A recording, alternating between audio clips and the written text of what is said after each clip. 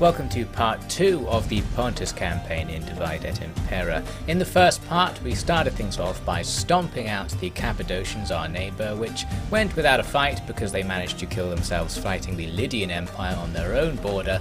Then we tried and failed to get an alliance with the Galatians according to our bonus objectives that we're following, and as a result of that failure we ended up at war with them, fighting two major battles, both of which were victories, leaving us in a position to potentially conquer their territory.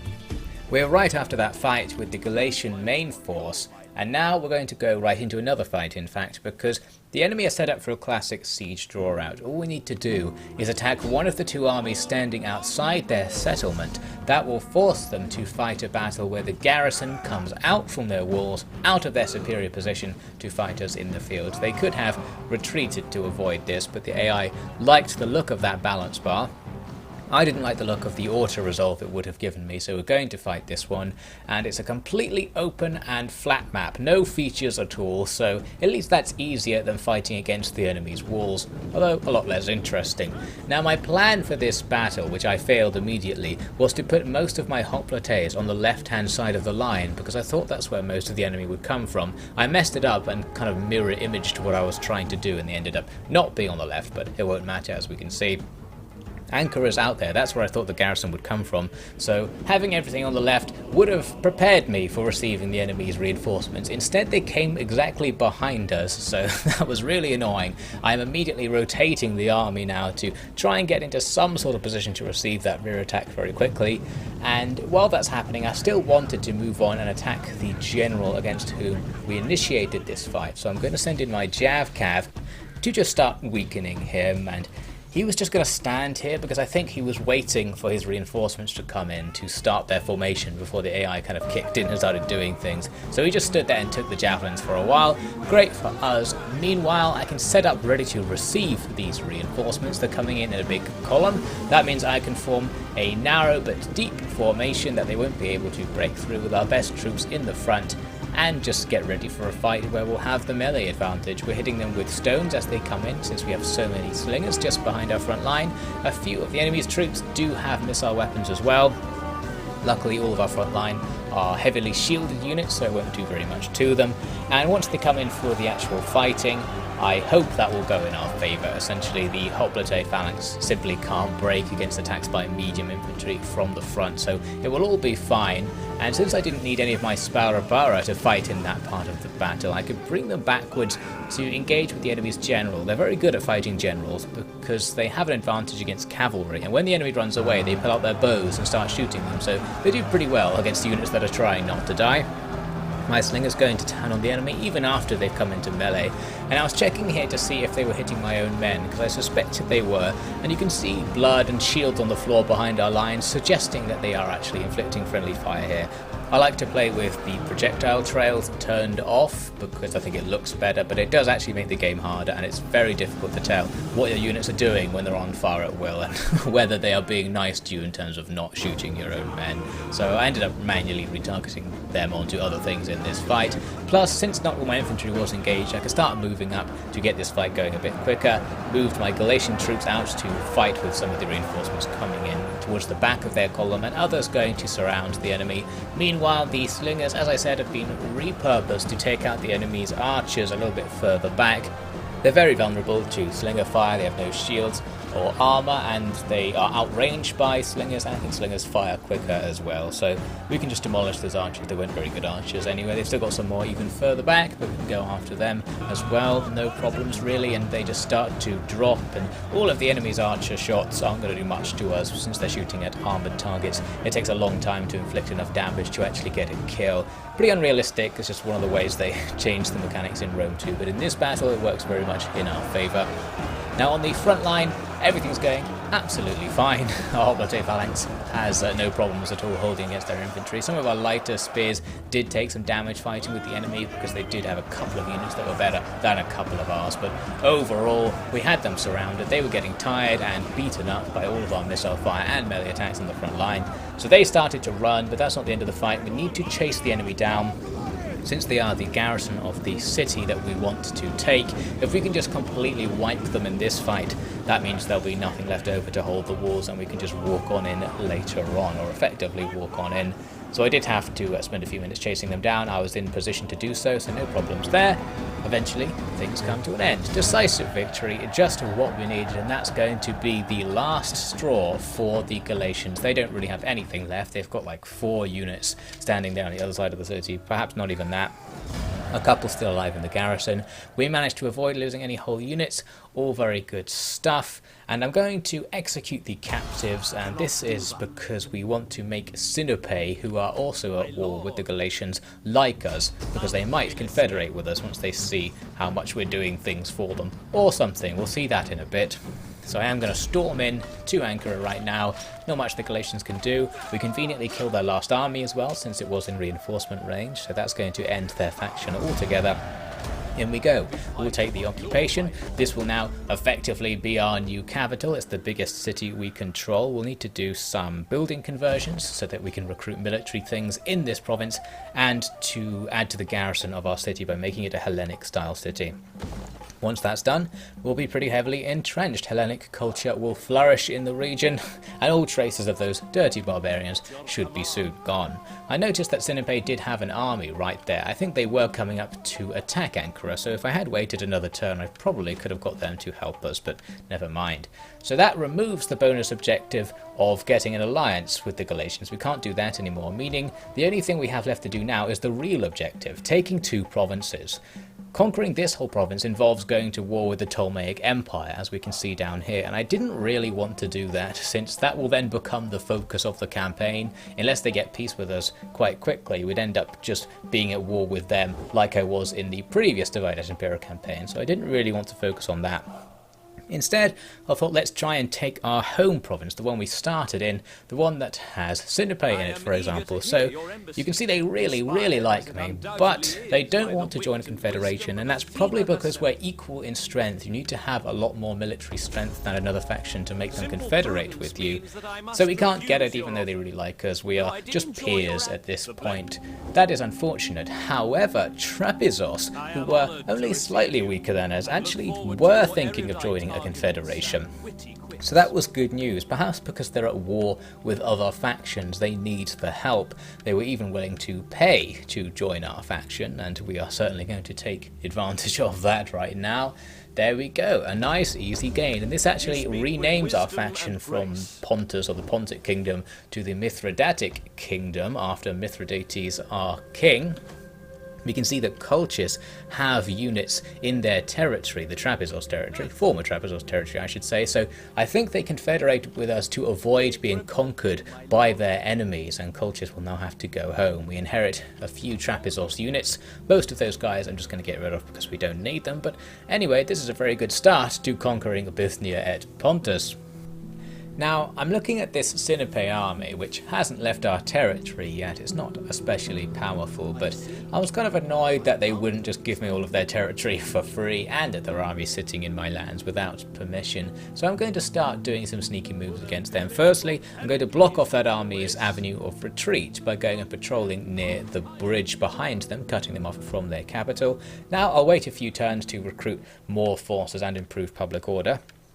During those few turns I negotiated a number of decent trade deals. I won't bother showing most of them here, but essentially we got loads of money off people and a bigger income due to trade, and I even got trade with Bithynia, who we eventually need to conquer, but I thought we'll just get it anyway. They're actually called Bithynia, by the way. I just say Bithynia because I'm lazy. Maybe they were called Bithynia in Attila or something, or a different game.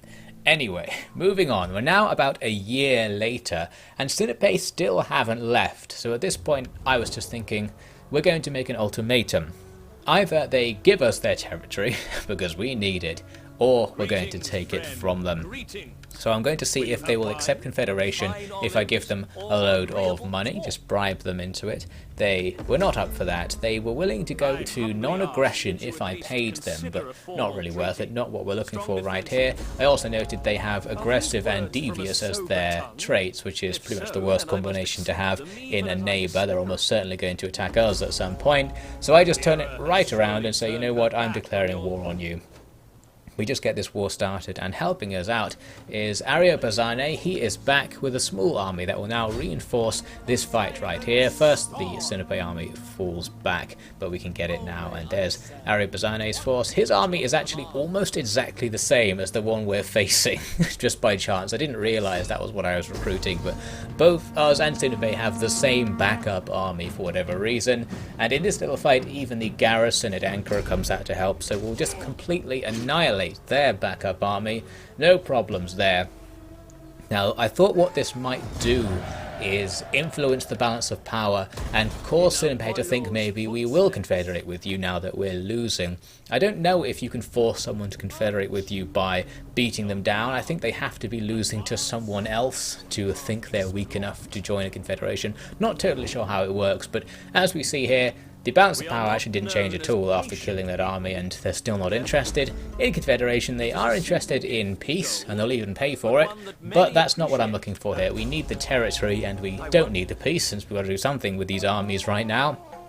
But in the next turn, we get the annoying thing that seems to happen in Rome too. I've noticed that whenever you start a campaign, a certain number of turns into it, your main army always gets a plague, and I think that might be to stop you from steamrolling the AI too much. It just takes out your main army early on, so you have to sit around and wait at some point in the early game. That plague means we now need to act fast because we're about to lose our force. Luckily, we're in movement range of their capital right now, and the stack that was inside isn't in there for some reason. We learn it's gone off to sit in the forest out there. Perhaps they were walking off to Bithynia or something. I don't know if they're at war with anyone else. What I'm going to do to start off is just kill this random general that's standing outside their settlement. I can use a night attack to not fight the garrison at the same time, just to make that a tiny bit easier. I'll make it extremely easy, I should say, and set up for an easier attack on the garrison itself, because now we can bring Ariobazanes down with the reserves, and I've added a few extra units to his army as well. The problem here that I encountered was that although their main force wasn't in reinforcement range of that general we just killed, they are in reinforcement range of the town, which was a bit counterintuitive because they looked slightly further away from each other, but I guess the edge of the town is closer to them than that general was. So that means this battle actually isn't just the walkover I thought it might be if we combined our two armies here. However, what I still can do is go back to night attack and go into this settlement battle, use night attack to remove that reinforcement army. Now we can quickly stomp this garrison just to get rid of it. I almost considered fighting it, but not really worth it against such a small army, so we'll just kill them. I think there's a garrison fleet getting involved as well, and they're going to go downtown, and then we'll just face their main force completely separately with the settlement on our side, so that the enemy are forced to take attrition, perhaps just leveling the playing field since we are also taking attrition constantly from this plague. But there you go. So at least we've now got 3 of the 4 regions we need in our home province, so we're progressing towards our objective. We'll just have to see what their big army of mostly levied hoplites does next. And what it did was start moving east. They didn't attack us like I thought they might. And in fact, what I think they're doing is going for my capital region over to the east. They can run over there and potentially take it, since the garrison isn't all that powerful. And the longer I wait to fight them, the worse things get, because that plague is completely annihilating my main force. That means we really need to attack them now, both for the sake of having a battle where we don't have our troops half dead, and for the sake of saving our capital from any potential hazards. So I'm going to set up and go in for battle, but first what I want to do is combine some of my units together. Because they're dying of plague, I can save unit upkeep by taking 2 half-dead units and combining them into 1 regular unit. That means I'm only going to pay half for the troops, and after a while I can just re-recruit the unit. That's cheaper than paying the unit's upkeep for the number of turns you need to replenish the unit after the plague goes, because the plague will kill almost the entire army, and then you have to replenish it all back again over a number of turns. Anyway, so we're going for this fight. It looked really easy, which wasn't quite what I expected or what I hoped. I wanted to have a decent fight here, to have a showdown with this hoplite army, so I decided to just go onto the battlefield anyway and see what it looked like there, since things are often different in terms of the balance bar.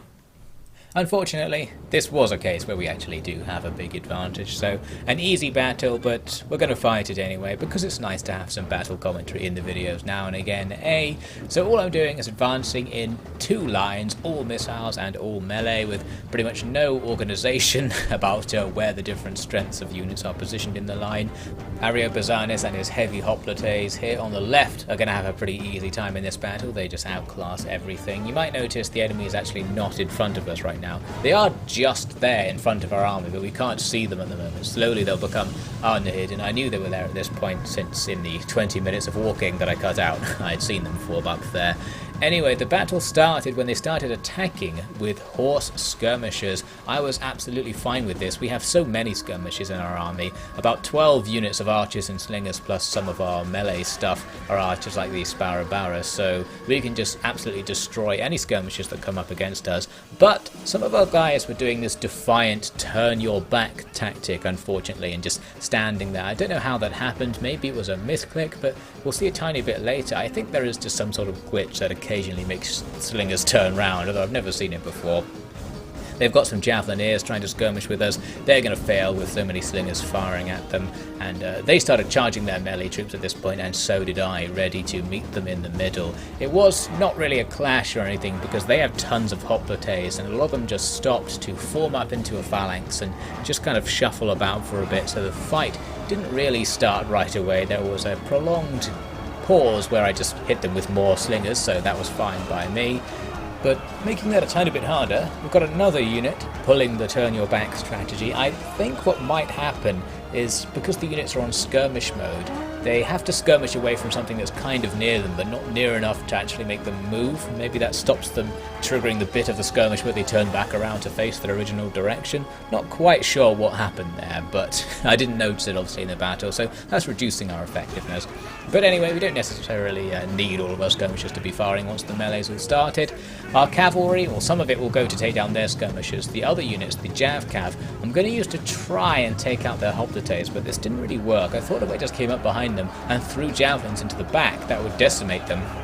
It didn't really for whatever reason. I think those Jav Cav just aren't very good. They're really inaccurate, so they didn't really hit anything with their javelins, unfortunately. Here, in the middle of the line, the enemy are actually breaking through. Where their hoplites are fighting our Sparabara, the enemy have the advantage, and Sparabara, while they are a special unit, at the end of the day, they're your classic trash spear, so they can't actually do all that well in a big melee. Further down the line, we've got our hoplites fighting the enemy's general, which looks good. Technically, we're a spear unit, but all of our men were fighting with swords. I don't know if our bonus against cavalry was still coming through there. Here was another interesting thing that happened. Our units just folding in to avoid having to fight the enemy. I think this is probably an almost realistic setup for how a battle would go, given that real ancient battles would last for hours and days on end. You probably would have to leave a bit of space to make sure the killing rate wasn't too high. So that was nice, although I'm pretty sure that is a glitch of some kind going on there. Anyway, as for the fight itself, we have them. We're surrounding their army with everything now. We're going to be bringing slingers and additional melee units to get behind their troops, ready to finish them off. And particularly on our right, we were starting to rout units here, just hitting the back of their hoplite squads with Sparabara. That routs them, and then they'll finish them off. At the other end of the line, Ariobarzanes goes in with his heavy hoplites to do the same thing and just has devastating impact on the enemy. As he clashes with them, he just wipes out the back line of this first unit of hoplites. It breaks their formation apart and destroys their morale. That causes them to rout, and now we chase them down and just completely annihilate them. We're so many tiers above them that there's no contest in little fights like that. They just end immediately. Plus, with all my slingers now setting up behind the enemy lines, they can't really see them because they're all hidden in these bushes, but presumably they can see what they're firing at and they're hitting the enemy's hoplites. That started increasing their casualty rate quite a lot, and now a couple of rear attacks would be enough to finish them off. There we go, decisive victory. Wouldn't really expect anything different in that scenario, but just a few little interesting moments to show you there. So back to the campaign map. Doing that actually completed a mission, and if I'd been paying attention to that mission, I would have known that the Sinope army was going for my capital, because the mission was to protect the capital from that army, so I guess they were scripted to go for it. If I'd paid attention, I could have ambushed them in the previous turn, but anyway. We had a little bit of a problem here because the plague seemed to have spread from our main force to our secondary force, so now all of our forces are dying. We'll have to wait a while to get ready before we do any more fighting. The next target will be Bithynia. They have the rest of the province, so we'll have to go take them down, but as we'll see in the next part, things are going to heat up as my plans get completely annihilated by some surprise events.